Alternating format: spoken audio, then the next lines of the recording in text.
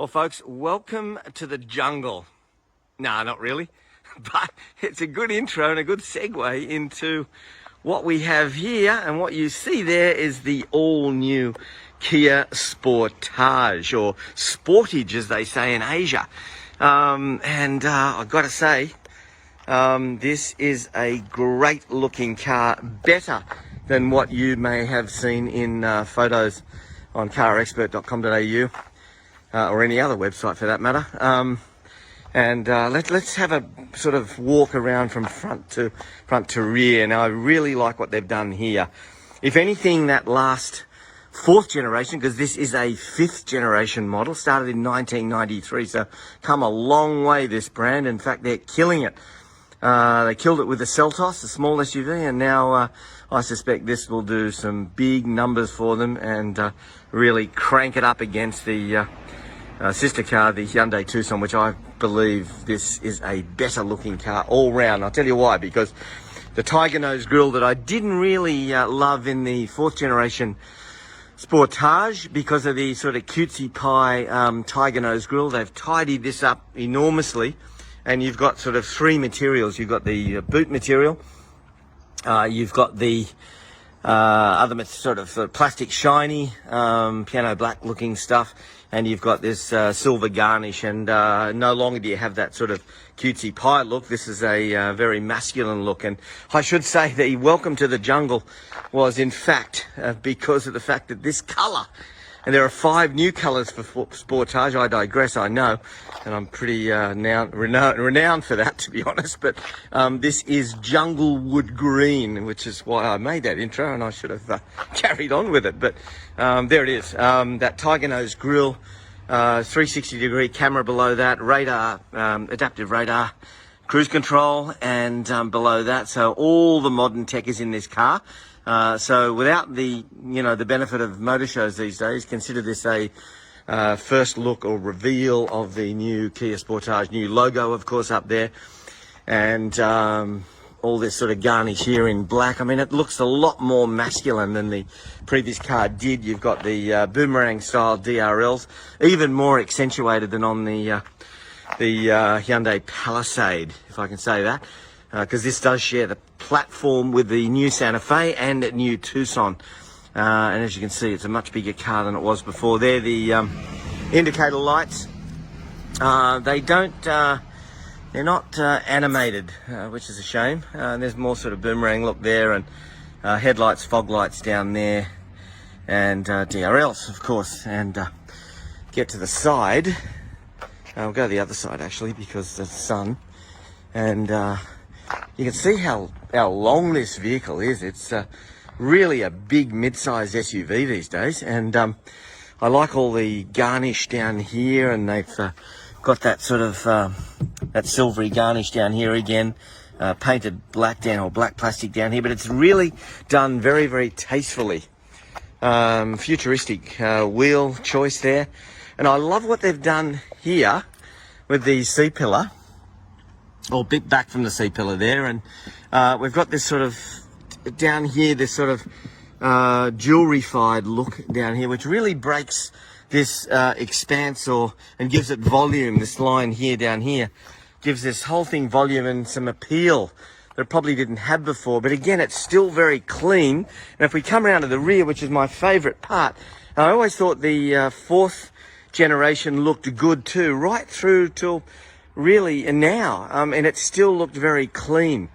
As you can see, it's really, really good looking, where I think the Tucson is very busy at the rear end. I love the new logo. I can't get enough of that. And great LED tail lights. The only problem is that this doesn't light up, I don't think. And that would be great, because I think it lights up on the Stinger. It doesn't light up on the Sportage. So I think animated turn signals and a nice, fully lit strip down here, like Porsche seem to do on all their vehicles, would look fantastic, and I guarantee it'd be quite cheap. You can't see the exhaust pipe.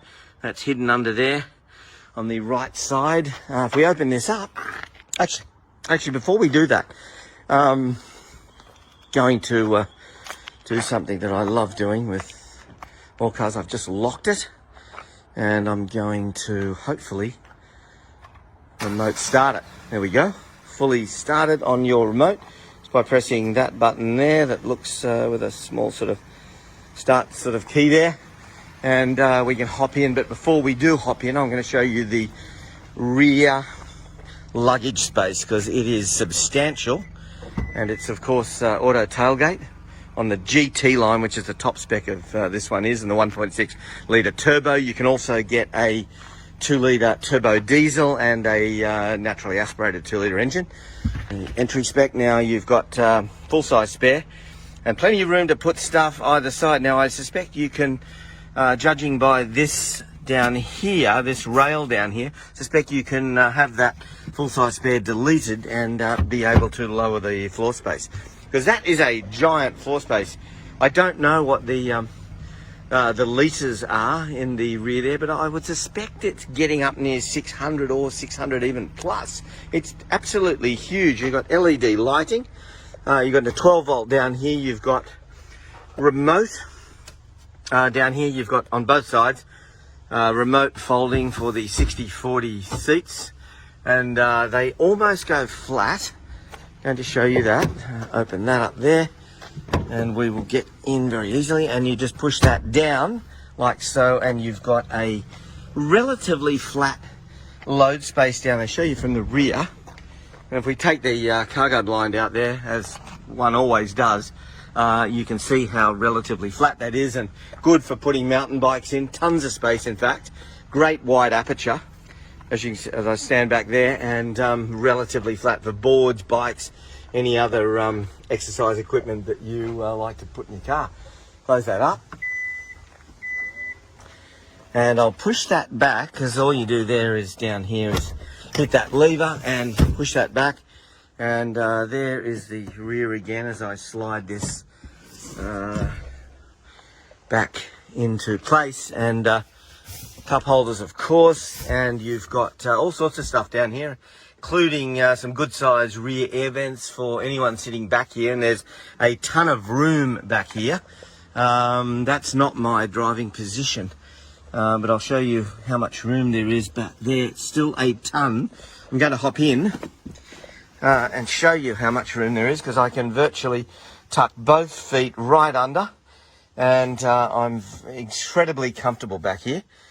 And I'll show you a quick look in the front there, but we'll get to that. Full-size panoramic sunroof in the GT line, LED lighting up there, USB-C port there and on the other side, so no arguments from kids. Luggage hook or something there, and good size proper map pocket down there, and they tell me a very large coat hanger type device with some soft touch rubber in there to not have things rubbing, which is sensible. And I'll get out more piano black plastic. I'll show you about that in a minute.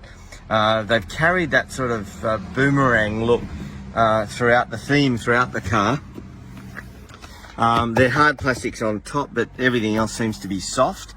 And I've noticed an exceptionally nice thing here is the Harman Kardon audio system, and you've got alloy tread plates there. All sorts of good stuff, and that sort of quilted look on there, all the leather upholstery. I think it's leather. Hope it's leather. Seats there, that's the interior there. All sorts of stuff here. Now I'll hop in. I'm going to slide this seat back a little bit and get in and start this vehicle. And the starting is fantastic, because no longer do we have a hidden button around here like so many cars still have. It's the start button is on the console. We've kicked it over, and a 12.3 inch driver's digital instrument display, which is configurable. Tons of information on there. Sort of accessed by buttons here. You can turn the lane guidance off very quickly, which is always handy in the city. I really like these screens, and there you have the sister 12.3 inch screen. So get back, and it's massive, much like you get on the larger Mercedes-Benz vehicles. Big 12.3 inch screens, and fantastically configurable. you've got, no longer do you have a shifter, you have this circular rotary dial, which can shift into drive or back to neutral and into reverse. Very simple, and it's actually got some bit of feedback there, bit of haptic feedback there. I've just noticed the fantastic rear camera and bird's eye view, which is exceptionally clear, as you do get with these glass screens. And really good thing here. So before we get to that, we've got the AC buttons lined up there. Now, if you hit that, goes back to back to the infotainment menu. So it's just a matter of going to that and changing. So no longer the need for multiple buttons. I'm going to turn that down because it's roasting in here. And you really like this. Now, USB-C and A ports there with a 12-volt non-slip rubber down there, which is great for phones and other stuff. Cup holders here, which are large, and more space back there. And of course, a center console bin there. Behind the shifter, you've got the drive mode selector and the locking diff lock. Down there, you've got the camera button here, which is easily changed from the map. A few shortcut buttons down there. One thing I will say, that there's all this piano black stuff, and there's more here. It's already marked up with my fingers. Now, not a big deal really, but let's hope a Kia supply you with a microfiber or some sort of cleaning cloth, because that's going to be a constant nuisance if it affects you. That way, steering wheel is good. 3-spoke, a very sporty, nice circumference and diameter of the rim, and new logo again, and all this plastic here seems to be really upgraded, and this silver garnish, this metallic accent, it's all much better than it ever was on any Kia. So they've really lifted the quality. I noticed that little window down there to make it easier to see turning into corners. There's one thing I did leave out that I want to show you in a minute on the outside at the rear, but gee, everything is here, everything is electronic. Heated seats, cooled seats down there, which you'd expect on the top spec these days. I'm going to get out now because I'm in park. Yep, that's good. And I'm going to show you one thing I did leave out, and I wanted to show you this incredibly first thing I wanted to show you back here was the fact that the cleanliness of this design, because of course the rear wiper is hidden up there.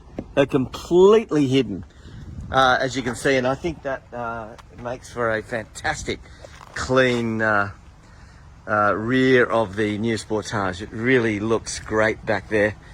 Certainly less busy than its sister car Tucson. I'm a huge fan of this already, and I've spent about an hour with it today.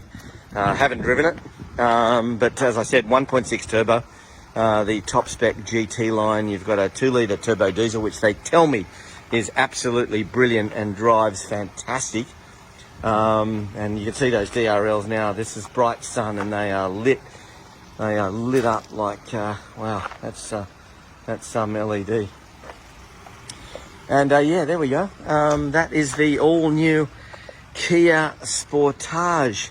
Hopefully coming to a showroom near you soon. And consider this a first look. And yep, I think this will be on the shopping list of plenty of families.